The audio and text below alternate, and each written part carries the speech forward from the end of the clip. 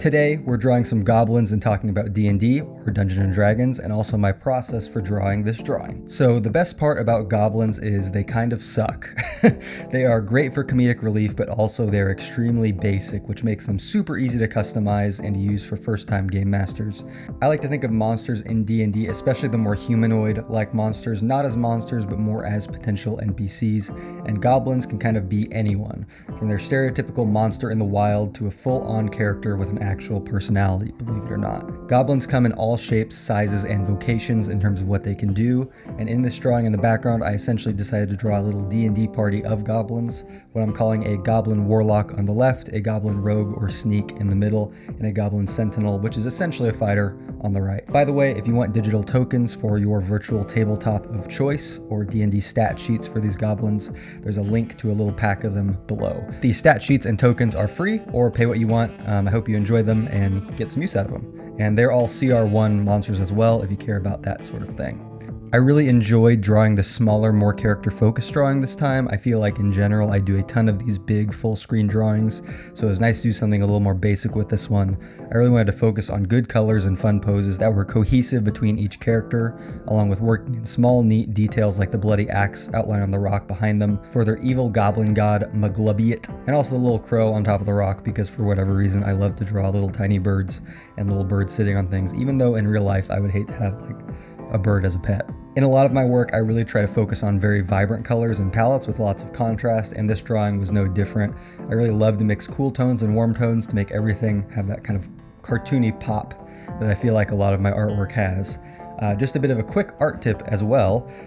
Color will not pop if you have only one type of color tone in your work, typically, which is fine if that's what you're going for. There's tons of great artwork out there as well using only one color or shades of color, but if you really want that cartoony color vibrance and color contrast, you need to juxtapose warm and cool colors, or that's at the very least an easy way to accomplish that and have color contrast in your work. Always remember, cool colors will recede as warm colors move forward, at least most of the time. Obviously, nothing in art is a hard rule.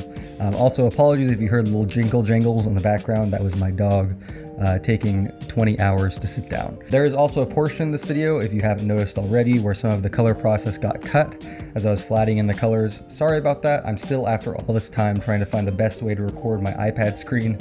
I always feel like this way looks the best, where it's, full screen and it's essentially a screen recording off the iPad. But because I work off of an iPad Air, sometimes when I get in more of like the weeds of a drawing, or if my storage starts to fill up, or I draw too long, or the recording gets too long, the recording sometimes gets messed up or corrupted or cut off like this.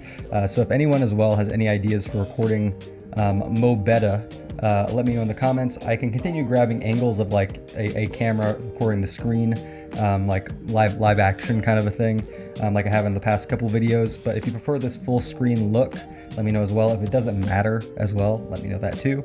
Or if you prefer the other way, let me know that.